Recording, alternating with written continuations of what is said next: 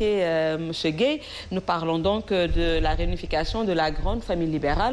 Vous comprendrez qu'avec le dernier acte posé par le chef de l'État, Macky Sall, qui a donné le nom du stade à Maître Abdoulaye Wade, qu'on puisse reparler de cette question. Alors, est-ce une simple vue de l'esprit ou une réalité?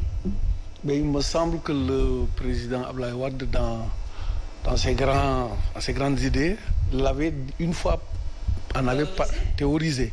C'est pas pour autant qu'aujourd'hui on peut dire que c'est la réunification donc de la famille libérale, puisque le sujet d'actualité c'est plutôt AIBD et la Coupe d'Afrique. Alors donc c'est un sujet qui me paraît un peu trop peut-être précipité si les gens. Vous minimisez cet honneur fait au président Maître Abdoulaye Wade, un clin d'œil peut-être du chef de l'État à son endroit? Non, pas du tout. Au contraire, oui? je me félicite un peu de ces récents événements. Donc le président Macky Sall donne le nom de Abdoulaye Wade, le nouveau stade qu'il vient de créer, un beau stade. Je me félicite par contre, je me félicite de cela. Mais c'est pas pour autant que ça déclenche une quelconque procédure. Comment vous l'avez accueilli au PDS, cette nouvelle? Mais avec joie, bien sûr. Vous savez, cette œuvre du stade de l'amitié. J'ai l'impression que ça vous a laissé tout de go avec la réponse que vous aviez donnée. Oui, mais la beauté un peu de la structure cale un peu avec la personnalité un peu de l'image du président Abdoulaye Wade. Donc sa dimension, c'est une œuvre africaine et c'est une œuvre évidemment magnifique et c'est une œuvre de réunification donc de l'Afrique. Alors donc le président, je comprends que le président Abdoulaye Wade ait accepté cette demande et nous nous en réjouissons. Donc Abdoulaye Mbow, c'est un vœu pieux alors? Depuis longtemps, on parle justement des probables retrouvailles de la famille libérale. Mais je crois bien que ce n'est que pure chimère, parce qu'en réalité, si l'on se rappelle un peu avant 2010, le président Abdoulaye Wade avait lancé véritablement le plan du PDSL, le Parti démocratique sénégalais libéral, pour aller dans le sens justement de rappeler justement l'ensemble justement des fils et filles qui avaient quitté le Parti démocratique sénégalais. Et il a dit et redit, nous voulons véritablement une grande famille libérale pour que justement les libéraux puissent continuer de diriger le pays pendant 50 ans. On insiste sur le nombre d'années, mais j'ai l'habitude de rappeler que le mandat appartient au peuple, il appartiendra au peuple et continuer d'appartenir au peuple, il appartiendra au peuple de choisir pour quel candidat et pour quelle coalition voter si véritablement on est au jour d'une élection présidentielle. Maintenant, parler de la famille libérale, il est vrai que le président Macky Sall a été rejoint par d'anciens membres du Parti démocratique sénégalais ou véritablement d'autres personnes qui se réclamaient d'obédience libérale, mais aujourd'hui, que l'on puisse insister sur les retrouvailles, c'est comme depuis plus de 15 ans, depuis plus de 20 ans, on parle de la retrouvaille de la famille gauche, ça n'a jamais été le cas. Aujourd'hui, la famille social-démocrate aujourd'hui est disloquée depuis plusieurs années. Qu'en est-il? Je crois bien que M. Robert Sagna, feu M. Djiboka, le président Moustapha Niasse ont eu à poser des actes pour aller dans le sens de réunifier la famille social-démocrate. Cela n'a pas été le cas. Je rappelle que vers les années 2006 à 2008, il y a eu le collectif pour la réunification de la gauche d'obédience marxiste-léniniste, maoïste, etc. Mais il n'y a jamais eu véritablement de réunification. Donc si on insiste sur la réunification de la famille libérale, de quelle famille libérale parle-t-on? Est-ce que le Parti démocratique sénégalais accepterait demain de se dissoudre dans l'APR ou vice-versa? Donc il y a énormément de questions qui se posent. Et l'on sait pertinemment qu'au sein du Parti démocratique sénégalais, ils ont un plan qui se révèle être le plan Y et Z, ce n'est autre que M. Karim Wade.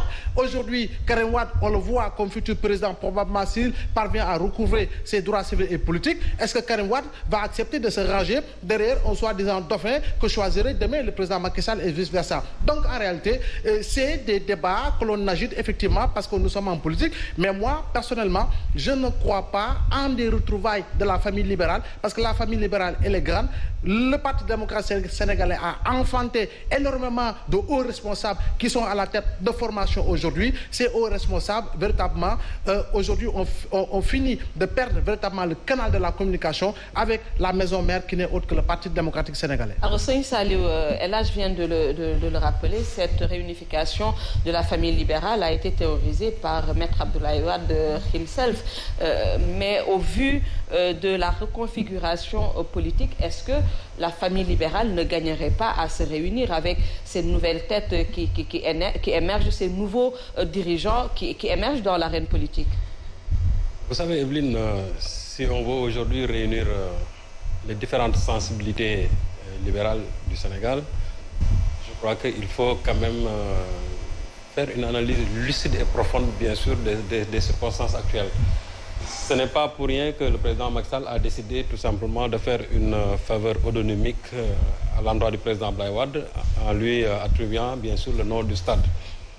Vous savez que ça me rappelle 2017, quand il y a eu un projet pour, à un certain moment, donner le nom de l'aéroport international Blaise Diagne au président Abdoulaye Wade. À l'époque, le président Abdoulaye Wade avait vivement réagi en disant qu'il n'accepterait pas que le nom de Blaise, en tout cas qu'on débaptise son aéroport pour lui donner le nom-là. Mais vous savez, je crois que les contextes aujourd'hui, si réellement l'événement de 2017, si c'était aujourd'hui, je suis sûr et certain que la réponse de Wade ne serait pas du tout la même. La réponse de Wade serait favorable. Parce qu'à l'époque, oui. Il faut se dire, à l'époque, on sortait bien sûr non seulement de l'emprisonnement de Karim Wade et même de l'exil de Karim Wade. Et on venait tout simplement d'organiser les élections législatives. Abdoulaye Wade n'a pas assisté à l'inauguration de l'aéroport. Et même, il n'y a aucune délégation du PDS qui s'est rendue là-bas. Aujourd'hui, que les choses ont changé, que les gens ont parlé de protocole, le protocole de, je ne sais pas, de Diamniadio, le protocole de Conakry. En tout cas, ce qui est sûr et certain, c'est qu'il y a eu des conciliabules, il y a eu des compromissions, il y a eu des compromis entre Abdoulaye Wade et l'actuel régime. Et vous savez, le président Macky Sall, moi je dis, tout ce qu'il fait, ça repose sur des calculs purement politiques, pour ne pas dire politiciens. Et ce qui est sûr et certain, nous sortons aujourd'hui d'élections locales. Il y a eu une nouvelle configuration, bien sûr, surtout de l'opposition politique.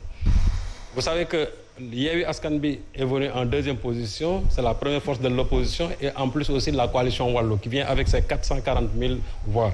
Ce qui est sûr et certain, c'est qu'aujourd'hui, l'objectif du président Macky Sall, c'est de tout faire pour casser éventuellement cette dynamique unitaire qui se profile à l'horizon entre Yewwi Askan Wi et aussi et le PDS. Parce que déjà, les gens ont commencé à en parler, les responsables du PDS en ont parlé, des responsables aussi de Yewwi Askan Wi en ont déjà parlé. Et le président Macky Sall sait bel et bien qu'aujourd'hui, si cette dynamique unitaire-là parvient à se matérialiser, il court vers une certaine, en tout cas, cohabitation institutionnelle entre l'exécutif et tout simplement une Assemblée nationale qui serait majoritairement du côté de l'opposition. Donc, aujourd'hui, le fait tout simplement de donner le nom du président Abdoulaye Wade à ce beau stade, comme on vient de le dire, pour moi, ça découle tout simplement de calculs purement politiques. Parce que l'objectif du président, moi, je sais que ce n'est pas une sincérité en lui. Parce que toujours c'est comme ça. Il a flétri ici le président Mamadou Dia. Aujourd'hui, on lui a donné le nom du building administratif. Le président Abdoulaye, qu'est-ce que le président Macky Sall ne lui a pas dit depuis 2012? On l'a accusé d'avoir volé des tapis. Qu'est-ce qu'on a? On a emprisonné, on a déstabilisé le PDS. Si aujourd'hui, maintenant, on veut réunifier, en tout cas, ce qu'on appelle la grande famille. La grande famille libérale, oui. Ça risque de se heurter, en tout cas, à certaines difficultés. D'autant plus qu'il y a le contentieux Karim Wade qui n'a pas encore été vidé. Maintenant, s'il y a eu des accords, ou bien s'il y a des compromis, bien des compromissions qui aboutissent tout simplement au fait de faire revenir Karim Wade et de lui faire bénéficier encore de ses droits civiques qu'il n'a jamais perdu. D'ailleurs, moi, et là, je signe qu'il n'a jamais perdu. Mais si on veut aujourd'hui l'amnistier, je crois qu'il y a autant